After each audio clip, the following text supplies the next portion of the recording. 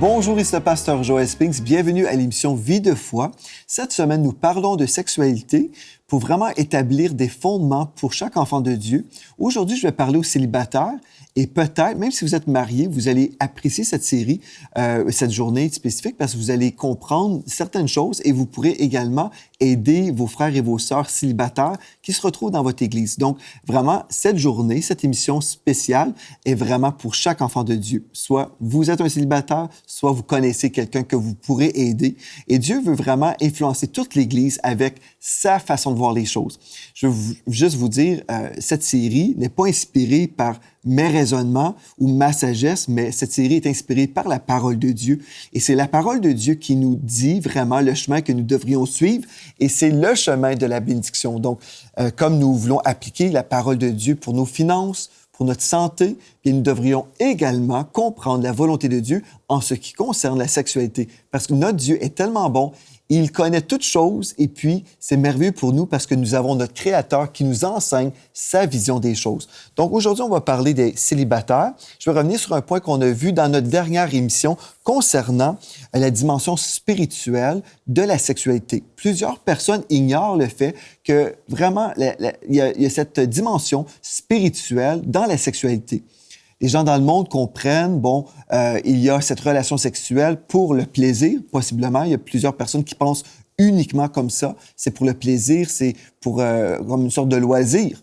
Et les gens se donnent à droite et à gauche. Ils se disent, si on pratique une sexualité en sécurité avec des préservatifs ou des choses semblables, les gens se disent, nous sommes corrects. Mais vous pouvez éviter peut-être la transmission de certaines maladies transmises sexuellement avec des préservatifs, mais aussi, une des choses que vous ne pouvez pas faire, c'est empêcher la transmission d'esprits méchants que vous pouvez recevoir lorsque vous avez des relations sexuelles à droite et à gauche. Je vais revenir sur un point très important qu'on a vu hier dans notre dernière émission parce que quand nous allons parler des célibataires, cette dimension-là va revenir. Donc, je reprends un texte, 1 Corinthiens chapitre 6 et au verset 15, il est écrit « Ne savez-vous pas que vos corps sont des membres de Christ? Si vous êtes vraiment un enfant de Dieu, votre corps ne vous appartient plus, vous appartenez au Seigneur et vous êtes le temple du Saint-Esprit. Donc, ne savez-vous pas que vos corps sont des membres de Christ? Prendrai-je donc les membres, en parlant les membres spirituels de Christ, pour en faire les membres d'une prostituée? Loin de là, ne savez-vous pas que celui qui s'attache à la prostituée est un seul corps avec elle? Certainement un corps physique, mais aussi, là, quand on parle un seul corps, comme le texte continue, car il est dit, les deux deviendront une seule chair, nous parlons d'une dimension spirituellement également, là. Donc, clairement, la Bible est contre ça. La Bible nous avertit à ce niveau-là. Bon, pourquoi? Bien, il y a cette dimension spirituelle qui est là et nous comprenons que nous sommes précieux pour le Seigneur. Nous sommes précieux et notre sexualité, c'est une chose précieuse également que nous devrions donner uniquement à la personne que nous allons marier.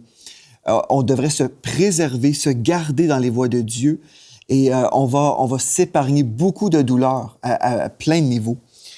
Aujourd'hui, on va revenir à un texte dans 2 Corinthiens 6, verset 14, un texte que nous avons vu dans notre émission précédente. Dans la Bible du Sommeur, il est écrit « Ne vous mettez pas avec des incroyants. » Mais pourtant, plusieurs chrétiens fréquentent des inconvertis, des gens qui ne connaissent pas le Seigneur Jésus. Et pour vous, célibataires, j'aimerais vous dire que la Bible est très claire à ce niveau-là. La Bible nous dit, ne vous mettez pas avec des incroyants sous un joug qui n'est pas celui du Seigneur. Pourquoi aller se mettre sous un joug qui ne vient pas de Dieu? En fait, quand on décide de faire à notre tête, quand la Bible est très claire à ce niveau-là et on se dit, bien moi, je vais faire à ma tête, bien nous sommes rebelles.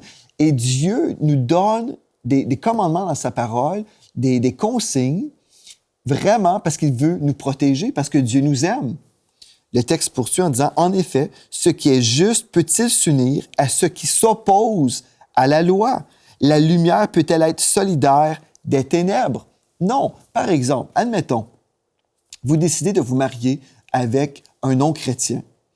Vous vous retrouvez un dimanche matin, vous voulez aller à l'église. Et votre conjoint vous dit, « pourquoi encore aller à l'église? » Donc, il va s'opposer à la lumière. Vous allez vous retrouver dans une situation difficile, même juste pour aller à l'église, possiblement. Vous avez des enfants Et là, vous voulez inculquer les valeurs de Dieu dans votre famille. Et le mari non chrétien va toujours dire « Ah, bien là, pourquoi tu dis ceci ou cela? » Et au lieu d'avancer ensemble dans l'unité, vous allez vivre des frustrations, des frictions, et ce n'était pas le plan de Dieu. Et plusieurs personnes se retrouvent dans des mauvais mariages parce qu'ils ont fait à leur tête, parce qu'ils ont refusé d'obéir à la parole de Dieu. Je veux vraiment vous encourager. Si vous dites « Ouais, mais je suis en amour, je ressens ceci, je ressens cela. » L'amour est un choix. Et dans l'amour, nous allons ressentir des choses, gloire à Dieu. Mais l'amour est premièrement un choix. Et nous devons aimer Dieu avant d'aimer notre époux ou notre épouse. Nous devrions aimer Dieu de tout notre cœur. Donc, si vous aimez vraiment Dieu, si ce texte-là est vrai, bien, moi je crois que la parole de Dieu est toujours vraie, mais si votre corps appartient vraiment à Dieu, vous allez faire ce que Dieu dit. Et si vous avez prévu de faire à votre tête, repentez-vous dès aujourd'hui. Parce que Dieu veut votre bien. Amen. Je veux vraiment vous encourager. Je trouve ça trop désolant, voir des chrétiens se marier avec quelqu'un pour se retrouver dans un divorce pas longtemps après, ou se retrouver dans une situation très douloureuse et attristante. Il y a des gens qui disent « Ah, bien là, moi, je me suis déjà marié, je me suis marié comme ça, nous n'étions pas chrétiens, mais moi, je me suis converti. Et là, par exemple, une sœur pourrait dire « Mon mari n'est pas encore chrétien, est-ce que je suis comme destiné à vivre une vie misérable? » Non, certainement pas, parce que le Seigneur peut sauver votre mari. Ce que je suis en train de dire en ce moment, c'est qu'on ne devrait pas prévoir de faire à notre tête. On devrait faire ce que Dieu dit. Si on reçoit le salut après notre mariage, bien, gloire à Dieu, vous êtes sauvés, vous êtes en route vers le ciel, c'est ça qui compte. Mais si nous sommes déjà sauvés, nous avons la sagesse de Dieu et nous devrions faire ce que Dieu nous dit. Amen. Donc, si vous dites « Ah, mais je veux vraiment fréquenter cette personne », la Bible nous dit dans 2 Corinthiens 3, verset 16, la Bible dit « Lorsque les cœurs se convertissent au Seigneur, le voile est ôté. » Mais avant d'être converti, le voile est toujours là. Le voile est toujours là. Donc, vous échangez avec une personne qui ne peut pas recevoir les choses de l'Esprit de Dieu parce qu'elles sont une folie pour lui. Dans 1 Jean 4, verset 15, il est écrit « Celui qui confessera que Jésus est le Fils de Dieu, Dieu demeure en lui et lui en Dieu. » Dieu demeure en lui. L'amour, Dieu est amour, rappelez-vous de ça. Dieu est amour. Donc, l'amour demeure en lui. Une personne qui ne connaît pas vraiment le Seigneur Jésus, qui a entendu parler de Jésus, mais qui ne s'est pas vraiment donné au Seigneur, cette personne-là ne pourra jamais vous aimer avec l'amour de Dieu. Parce que cette personne ne connaît pas Dieu. Vous voulez bâtir votre vie sur un fondement solide, frères et sœurs. Vous voulez obéir à ce que Dieu a dit. Amen. Deutéronome 6,5 nous dit « Tu aimeras l'Éternel ton Dieu de tout ton cœur, de toute ton âme et de toute ta force. » Tu aimeras l'Éternel. Et Jésus a dit « Si vous m'aimez, vous garderez mes commandements. » Si nous marchons dans la désobéissance, c'est un signe que nous ne sommes pas entiers. Et des fois, on s'imagine être plus intelligent que Dieu. Dieu connaît le chemin mieux que vous. Faites ce que Dieu vous dira et vous serez heureux. Amen. Une autre chose très importante à nos amis, les célibataires, n'exercez pas votre foi pour une personne que vous avez choisie, mais exercez plutôt votre foi pour la personne que Dieu a choisie pour vous. Et on va en discuter aujourd'hui. Il y a des personnes qui pourraient dire, on va parler d'un jeune homme, par exemple. Il voit une jeune fille, et puis il dit, « Ah, je veux avoir cette jeune fille-là. Je veux la marier. » Et pourtant, cette jeune fille-là ne connaît pas Jésus. Donc déjà là, nous savons qu'il y a un problème. Mais si la jeune fille connaît Dieu, ça ne veut pas dire que cette jeune fille-là est la personne que Dieu a choisie pour vous. Vous devez chercher la face de Dieu. N'exercez pas votre foi pour la personne que vous avez choisie, mais pour celle que Dieu a choisie pour vous. Plusieurs personnes sont charnelles et puis ils exercent leur foi. Ils veulent même forcer une personne à l'aimer. Ça, ce n'est pas la volonté de Dieu. On va en parler aujourd'hui. OK. Une chose très importante. Vous êtes célibataire et vous souhaitez vous marier, bien, gloire à Dieu, c'est bien. Mais ne fréquentez pas une personne avant d'être prêt à vous engager dans le mariage. Et ça, c'est un conseil que j'ai reçu de mes parents. Moi, je décourage vraiment les fréquentations pour les adolescents. C'est une chose que je décourage parce que pour moi, un adolescent n'est pas prêt à se marier. Donc, c'est une perte de temps et c'est aussi une opportunité de recevoir plusieurs blessures. Comme pour mes 2 filles, bon, j'en ai une qui a 14 ans et l'autre 11 ans. Est-ce que mes filles devraient fréquenter des garçons? Non, parce que mes filles ne sont pas prêtes à se marier. Mais quand mes filles seront de l'âge pour se marier, bien gloire à Dieu, elles pourront fréquenter un jeune homme. Mais comprenez bien ceci, on commence à fréquenter uniquement quand nous sommes prêts. Si nous ne sommes pas prêts, ne perdez pas votre temps et ne perdez pas le temps d'une autre personne. Amen. Donc, on commence à fréquenter uniquement quand nous sommes spirituellement prêts à se marier, nous sommes prêts à nous engager. Et une chose très importante aussi, concernant les fréquentations. Moi, je crois que l'Esprit de Dieu nous dirige en toutes choses. C'est vraiment ma croyance. Et je ne crois pas que nous devrions faire comme le monde. Le monde va essayer une voiture pour acheter une voiture, n'est-ce pas? Et nous, les enfants de Dieu, nous allons faire pareil. Nous allons essayer une voiture et dire, OK, j'aime bien cette voiture et on va l'acheter. C'est très bien. Mais quand nous parlons de relations humaines, nous ne devrions pas essayer une copine pour voir si on veut la marier. Ici, je parle même juste une sortie au restaurant. On doit faire attention. Nous devrions être des enfants de Dieu en relation avec le Saint-Esprit, en communion avec le Saint-Esprit, et le Saint-Esprit devrait diriger nos pas. On ne devrait pas juste voir une jeune fille à l'église, par exemple, si nous voulons vraiment suivre le Seigneur et nous voulons fréquenter une chrétienne, on ne devrait pas simplement voir une jeune fille, et je parle aux frères là, en ce moment, juste à titre d'exemple, et dire « Ah, je la trouve jolie, je vais l'inviter au resto. » Et puis finalement, on est là, puis on se dit « Ah, finalement, non, je n'apprécie pas cette jeune fille-là. » On ne devrait pas faire ça. Je vais vous expliquer comment nous devrions agir. Bon, la vision de Dieu vis-à-vis le sexe opposé. Une chose importante. Dans 1 Timothée 5, versets 1 et 2, dans la version second 21, nous lisons « Encourage les jeunes gens comme des frères, les femmes âgées comme des mères, celles qui sont jeunes comme des sœurs en toute pureté. » Ce qu'on devrait faire dans nos relations, dans l'Église par exemple, bien, le jeune homme devrait interagir avec la jeune fille comme une sœur, c'est ça que la Bible nous dit, comme une sœur, et les frères comme des frères. Amen. Donc, dans l'Église, on devrait agir comme ça. Bon, là, on a une relation avec Dieu, nous prions et nous ressentons la direction de Dieu pour une jeune fille, par exemple. OK. Bien là, on peut certainement apprendre à connaître la jeune fille, peut-être dans un contexte de la jeunesse, par exemple. OK? Donc, nous sommes dans la jeunesse et puis on apprend à connaître la personne. Et ensuite, comme nous ressentons la direction de Dieu, on peut poursuivre dans une relation de fréquentation. Pourquoi? Bon, certainement, on veut apprendre à se connaître. Mais en même temps, dans cette période de fréquentation, nous sommes dans une période ou une saison de discernement spirituel pour savoir est-ce que cette personne est celle que Dieu a en réserve pour ma vie. Comprenez ceci. Nous ne sommes pas dans la vision d'essayer une personne, comme est la vision du monde. Je vais essayer de voir, je vais essayer. Bon, elle, non, elle ne me dit pas grand-chose. Finalement, je vais essayer une autre jeune fille à l'église. Non, finalement, je vais essayer d'avoir une relation avec elle. Et ici, je parle juste d'une relation amicale, là, au tout début. Mais Dieu ne nous appelle pas à essayer des choses. Dieu nous appelle à être dirigés de son esprit. Donc, je vois une jeune fille et je peux croire que l'Esprit de Dieu me dit « Voilà ta femme ». Bon, à ce moment-là, je vais entrer dans une saison de discernement et je vais fréquenter la jeune femme, certainement avec le désir de me marier avec elle, sans lui dire, mais je vais avoir ça en tête.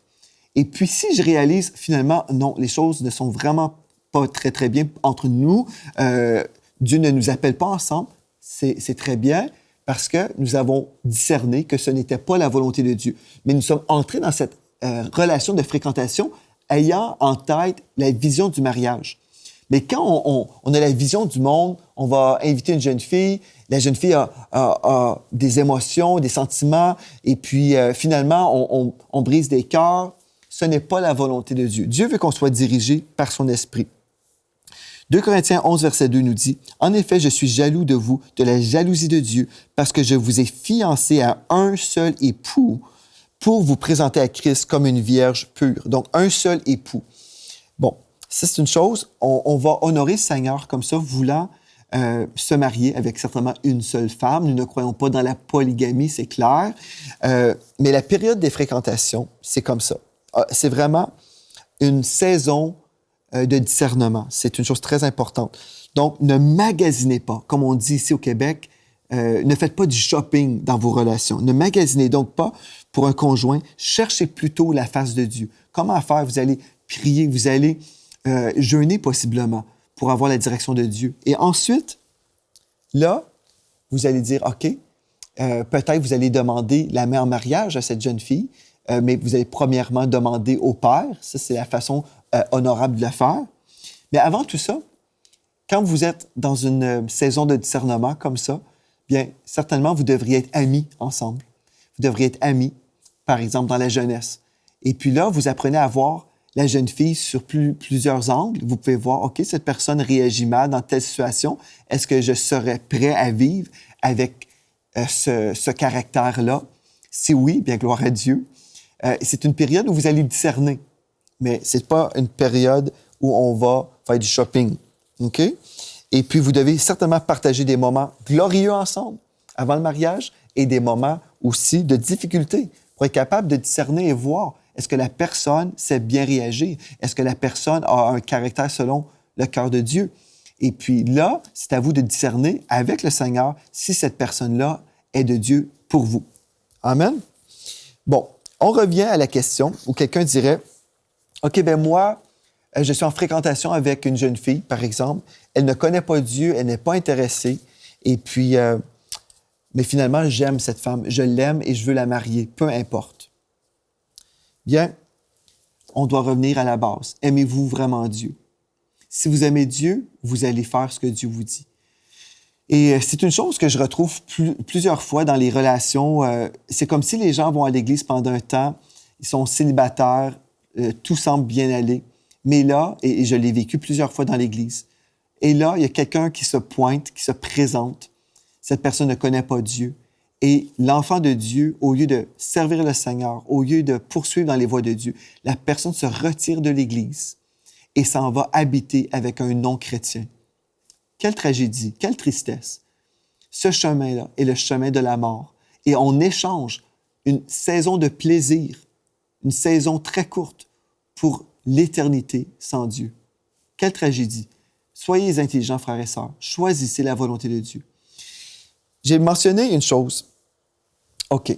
Admettons, vous croyez que, je vais parler aux frères maintenant, vous croyez qu'une jeune fille est vraiment votre épouse, que cette jeune fille est celle que Dieu a en réserve pour votre vie. Bien, là, vous pouvez aller rencontrer le père de cette jeune fille et lui demander la main de sa fille en mariage. C'est ça que j'ai fait, moi, dans ma relation avec mon épouse. Et puis, mon beau-père a accepté et a béni. Gloire à Dieu. Je sais aussi que cette émission va être diffusée partout en Europe, en Afrique, et il y a toutes sortes de coutumes dans les nations. Par exemple, en Afrique, je sais que c'est très fréquent, la culture des dots. Donc, il y a toute cette dimension qui est là également, qu'on peut respecter. Une chose très importante, par contre, et dans notre Église, nous avons une communauté africaine aussi. Donc, j'ai déjà dû conseiller des sœurs et des frères à ce niveau-là. Il y a des situations assez particulières parfois concernant la dot.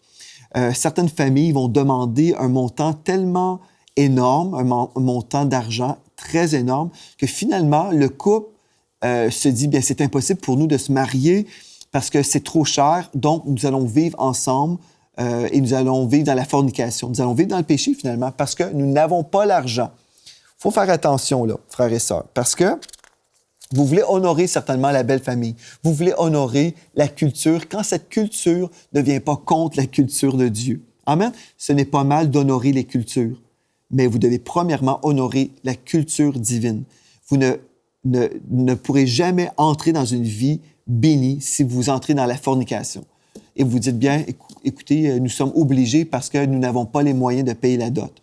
Non, vous devriez plutôt rencontrer la famille, vous exprimer et dire, nous voulons nous marier, mais voilà notre situation, exprimez-vous et honorez le Seigneur. Donc, on ne veut pas déshonorer les beaux-parents, nous voulons honorer la famille, certainement, mais Dieu est toujours la priorité. J'espère que vous comprenez bien ce que je suis en train de dire. Donc, attention aux cultures, mais respectez la famille, certainement, sans jamais déshonorer Dieu. Amen. Il y a cette période des fiançailles aussi, bon, c'est qu'on a commencé à fréquenter, par exemple, parce que nous étions dans cette saison de discernement, nous avons discerné que c'est vraiment la femme de ma vie, par exemple. Vous avez discerné, frère ou sœur, vous avez discerné que le mari ou ce jeune homme-là était pour être votre mari. Gloire à Dieu, vous êtes les deux convaincus que vous devriez vous marier ensemble. Gloire à Dieu. Là, vous entrez dans la période des fiançailles, qui est une période biblique. Matthieu, chapitre 1, verset 18, dans la Bible du Sommeur, je vais vous lire ce texte qui nous dit « Voici dans quelles circonstances Jésus-Christ vint au monde. Marie, sa mère, était liée par fiançailles à Joseph. Or, elle se trouva enceinte par l'action du Saint-Esprit avant qu'ils n'aient vécu ensemble. » Donc, gloire à Dieu pour les fiançailles de Marie et de Joseph. Et nous aussi, les enfants de Dieu, nous devrions entrer dans une période de fiançailles qui est vraiment un engagement devant Dieu où on dit « Seigneur, je veux marier cette personne-là. » Ce n'est pas le mariage, mais c'est un engagement sérieux. Et puis, on devrait annoncer les fiançailles à la famille, la parenté, tout ça. Mais premièrement, nous avons déjà parlé avec les parents et le mari futur demande la main en mariage au beau-père. Bon. Là, vous dites, OK, nous sommes fiancés, pouvons-nous avoir des relations sexuelles ensemble maintenant parce que nous sommes déjà engagés l'un envers l'autre? Non, vous ne pouvez pas encore avoir de relations sexuelles. Pourquoi? Dans Actes 15, verset 20 nous dit, dans la Bible, second 21, « Il faut éviter les souillures des idoles, l'immoralité sexuelle. » Et dans 1 Thessaloniciens 5, verset 22, il est écrit, « Abstenez-vous de toute apparence de mal. » OK. Nous avons déjà vu dans les émissions précédentes afin de commettre le péché sexuel, il vaut mieux se marier que de brûler, par exemple. Donc, nous devrions se marier pour vivre dans la sainteté. Si on a des relations sexuelles en dehors du mariage, nous sommes dans l'immoralité sexuelle. Nous sommes dans le péché. Donc, nous comprenons très bien, même si nous sommes fiancés, nous devons attendre après le mariage pour avoir des relations sexuelles parce que c'est à ce moment-là que Dieu va bénir l'union. Écoutez bien ceci. Une chose très importante. Vous devez prévoir votre victoire en tout temps. Si vous comprenez ce que je viens de vous dire, on ne devrait pas avoir des relations sexuelles avant le mariage. Vous devez organiser votre vie pour honorer le Seigneur toujours. Et la Bible nous dit, abstenez-vous de toute apparence de mal. Ceci veut dire plusieurs choses. Si vous comprenez, OK, je ne peux pas avoir de relations sexuelles tout de suite parce que je dois me garder pur jusqu'au mariage, bien, je ne devrais pas aller chez ma fiancée seule. Non, je ne devrais jamais la rencontrer dans un endroit seul où je pourrais chuter dans l'immoralité sexuelle. Il y a des personnes qui disent « Ah, pasteur, nous avons chuté ensemble. » C'est dommage, c'est triste quand vous avez chuté, quand vous avez raté le plan de Dieu parfait que Dieu avait en réserve pour vous. C'est triste. Dieu pardonne certainement, mais c'est triste que vous avez ce mauvais témoignage parce que quand vous allez avoir des enfants, vous ne pourrez pas dire à vos enfants on a vraiment respecté la parole de Dieu. Non, vos enfants peuvent finir par savoir que vous avez commis le péché avant de vous marier. C'est triste d'avoir un mauvais témoignage qui va vous suivre toute votre vie. Donc, respectez le Seigneur. OK? Donc, vous ne vous mettez pas dans une situation où vous pouvez chuter dans l'immoralité. Si vous voulez être seul avec votre fiancé, bien, gloire à Dieu, allez au resto, mangez un bon repas au restaurant. C'est impossible pour vous d'avoir des relations sexuelles dans un restaurant. Allez dans la jeunesse. Soyez avec des frères et des sœurs où vous êtes, bon, peut-être ensemble, mais pas seul. Mais si vous voulez vraiment être seul, vous vous organisez à l'avance et vous avez déjà une entente que l'homme n'ira jamais chez la jeune femme et la jeune femme n'ira jamais chez le jeune homme quand vous êtes fiancés. Parce que vraiment, vous devez prévoir votre victoire. Dans 2 Timothée 2, verset 22, il est écrit « Fuis les passions de la jeunesse » ou dans la version King James française, il est écrit « Fuis aussi les désirs de la jeunesse ». La Bible nous dit « Fuyez ». Si vous êtes intelligent, fuyez ces choses-là, fuyez les opportunités où vous pouvez chuter et cherchez la justice, la foi, l'amour, la paix avec ceux qui font appel au Seigneur d'un cœur pur.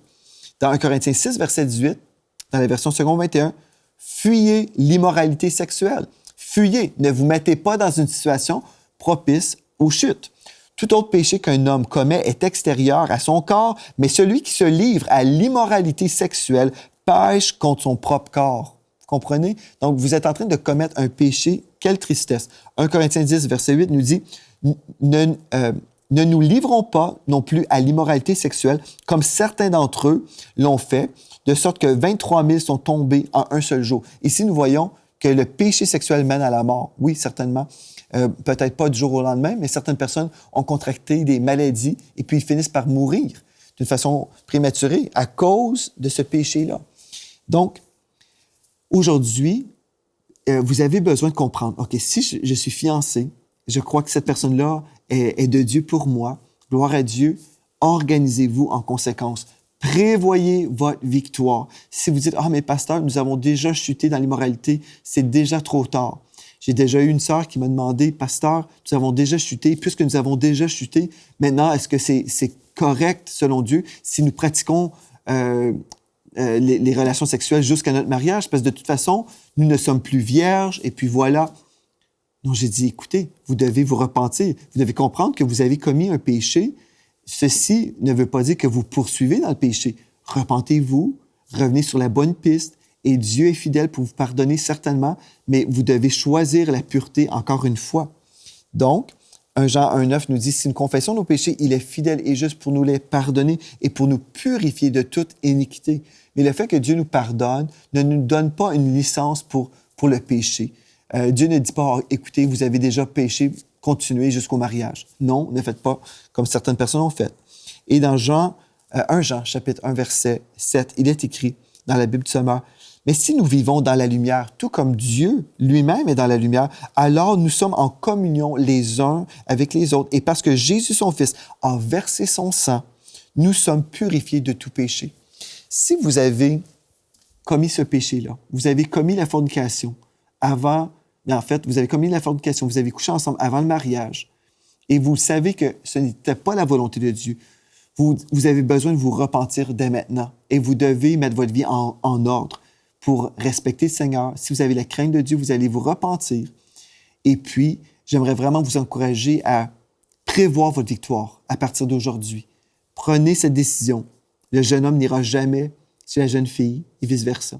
Vous allez honorer le Seigneur. Vous allez vous fréquenter avec des frères et des sœurs et vous allez peut-être vous voir dans un moment seul, mais dans un lieu public où c'est impossible pour vous de chuter.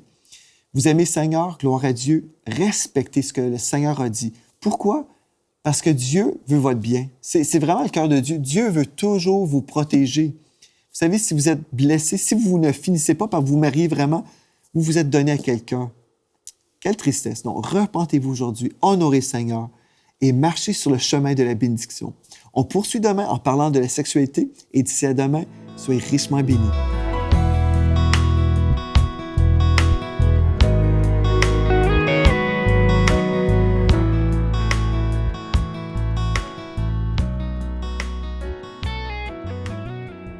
Cette émission est rendue possible grâce au précieux soutien des partenaires d'Enseigne-moi Canal International. Retrouvez tous nos programmes sur emcitv.com.